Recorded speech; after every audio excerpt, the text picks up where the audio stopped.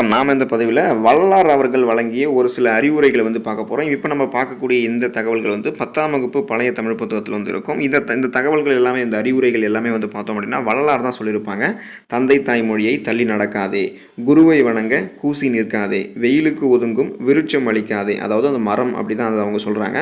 மனமொத்த நட்புக்கு வஞ்சகம் செய்யாதே, நல்லோர் மனத்தை நடுங்க செய்யாதே, பொருளை இச்சித்து பொய் சொல்லாதே அப்படின்னு சொல்லுவாங்க. ஏழைகள் வயிறு எரிய செய்யாதே, பசித்தோர் முகத்தை பாராதிராதே, அதாவது பசித்தோர் முகத்தை பாரு, பார்க்காம நீ இருக்கக்கூடாது அப்படின்ற மாதிரி சொல்லுவாங்க. இறப்போருக்கு பிச்சை இல்லை எண்ணாதே, தானம் கொடுப்போரை தடுத்து நிறுத்தாதே அப்படின்னு சொல்லிட்டு இந்த மாதிரி அறிவுரைகள் வள்ளலார் சொல்லியிருப்பாங்க. இதை நமக்கு டிஎன்பிஎஸ்சி எக்ஸாமில் ரிப்பீட்டடாக கேட்கக்கூடிய இயர் கொஸ்டின்ஸில் இதெல்லாமே வரும். மனமொத்த நட்புக்கு வஞ்சகம் செய்யாதே, நல்லோர் மனத்தை நடுங்க செய்யாதே, குருவை வணங்க கூசி நிற்காதே. இந்த கூற்று எல்லாம் சொன்னவங்க யாரு, அல்லது இந்த கூற்றுக்கு உரியவர்கள் யாருன்னு கேட்போம் போது நம்ம அது வள்ளலார் அப்படின்னு சொல்லக்கூடியதை நம்ம கரெக்டாக படித்து வச்சுக்கணும்.